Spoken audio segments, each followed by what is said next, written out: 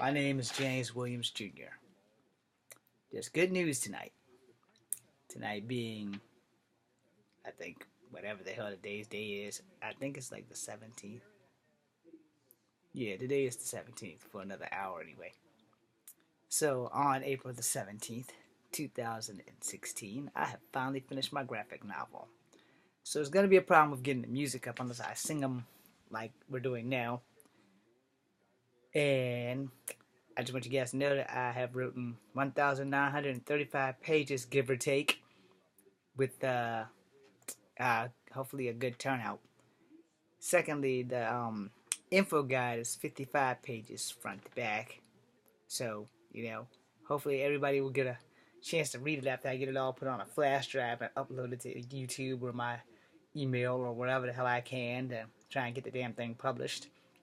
It's probably going to run me a good bit of money that I no longer have at the moment, but I got to do what I got to do. So I just want everybody to know that, it's finished. It is officially finished. Love 13 is off of my hands, and now it only needs to be put out of those 7 or 8 notebooks that I have, because everything's handwritten, into a disk drive. And if I can get a real publisher or whatever to come and take the actual old manuscript and get someone to rewrite it and go through it and all that crap, and then I might be a good author. You never know. It's my first book, so it probably might suck to a lot of you, but it touches on a whole bunch of sensitive stuff. So it touches on children's sexual assault. It touches on rape. It touches on a whole lot of revenge killings. It has sex in it. So basically, this book is for no one under the age of 18. It will probably get an NC-17 rating once it is actually honestly published. And basically what it is an autobiographical fantasy novel with only 1 or 2 actually living real beings in it, which would be me and my second father, Richard James Shiflett, who passed away a few years ago on the magical day of 9/11. So I've also got the dedications and acknowledgments in there on what I did or research that I've did. I didn't get it down to the last gram because if I get like a real producer or like somebody like Stephen King or somebody to like publish it and get it out there, then I can just like give everybody everything, like all my notes and all that crap, and just have at it. Now I will say that I chose 13 women who went through some very traumatic shit to become heroes, if you would.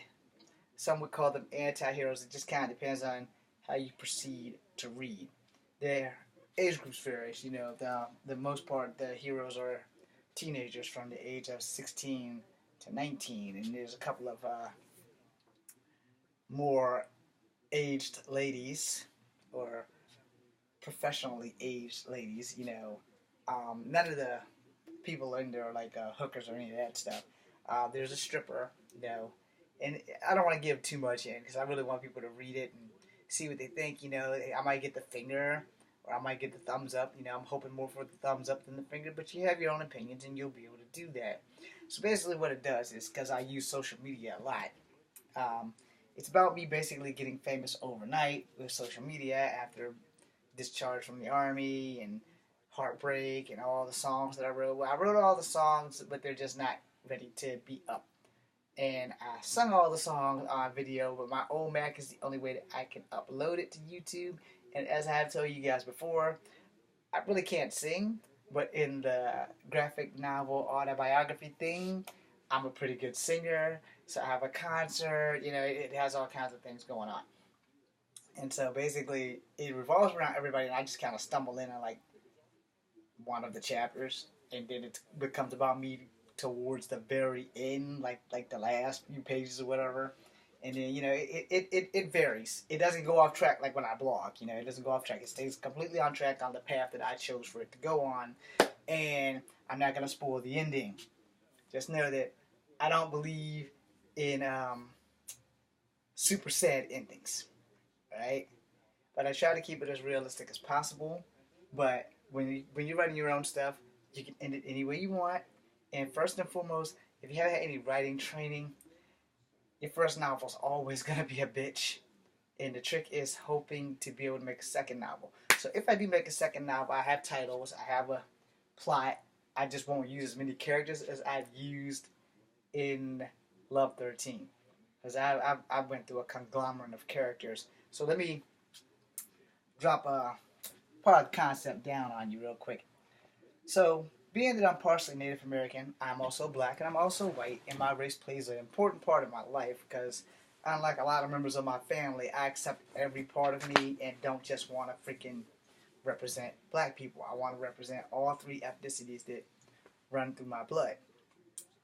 So, I took a bunch of Native American legends, ones that I have researched, ones that I have been told about by my great grandmother, Ada Wallace Ford, and you know, I put a little twist on it because she's Cherokee, and Coyote the Trickster isn't Cherokee, but he's basically everybody's because everybody knows about Coyote the Trickster.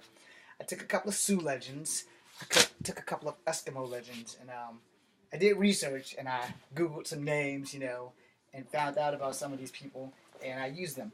The thing about having myths and legends is that people will research your shit, so you might want to be up to speed. The Deer Woman, I'm pretty sure, is Sioux, and for the Eskimo legend, I chose the legend of the polar bear guard, and well, not god of the polar bear, but they basically it's just the guardian of the glaciers or whatever. And the name that I use is actually in a dictionary or an encyclopedia or whatever the hell it is, but there is a legend, and guess what? I was really close at naming one of those magical bears that's in this show, which is the bear is multicultural as well. The bear is a mix between a polar bear and a Kodiak grizzly, and they can fly. So you can tell that I'm crazy. Anyway, they're good bears. There's two bears, and I used the word Nanook, which is an Eskimo word, and I forgot what the hell it means, but it's also the dog from The Lost Boys, in case you're old enough to remember The Lost Boys. But Nanook is an Eskimo word, and again, like I said, I totally forgot what it means. But I did do research, and I did research on the Deer Woman as well, which I also put in the acknowledgments and dedications that Anizana. I did research on the Deer Woman, and without even knowing it before I did the research, I had half of the name right. At this moment, I cannot remember which part is actually the lady's name. Is it actually Anizana? And I'm probably wrong on it, but one of those words is the actual name of the Deer Woman. So, since I'm mostly Native American culturally, I took as many Native American legends as I can, like the Thunderbird and Bigfoot and the Deer Woman and etc. I didn't use the Wendigo, but he was going to come into play. I did use totem animals, or totem animals that I turned into totem warriors. And the only one that I can definitely confirm that is not really a totem animal is Bigfoot and Coyote. So I used them myths as more or less guides, and as guides, they became the totem warriors. So in that, I came up with all kinds of good stuff, put a twist on it, and you have the totem warriors. Now, also, just so that you know, I also took Greek mythology creatures. I took Japanese and Chinese mythology creatures. If there's a myth and legend that I knew about, I interpreted it, twisted it, and put it in the story. So, hopefully, I will please the people that spread the myths and things around. Because if you don't know, then you should know that every myth and legend has some truth to it. Whether you choose to believe it or not is a whole nother ball game.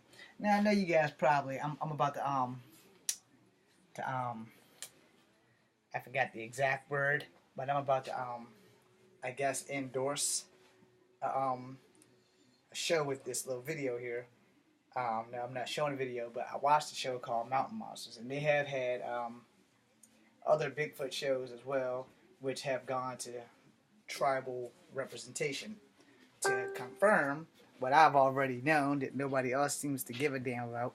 That creatures like Bigfoot and stuff were tribal protectors and not the bad guys like they were in like some of the sci-fi movies.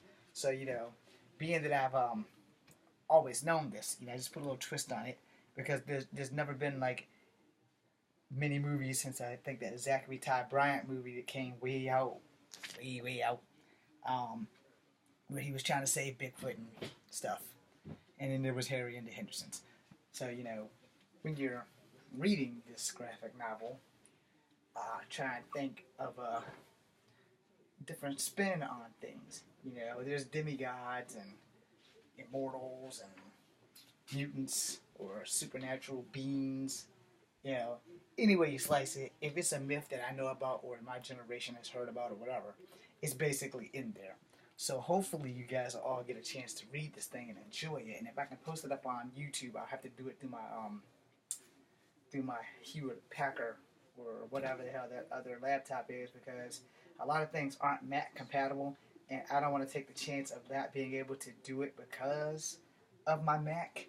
I really only use my Mac for movies, except for like right now, because my old Mac needs to be hijacked and upgraded, if you would. So that's that in a nutshell.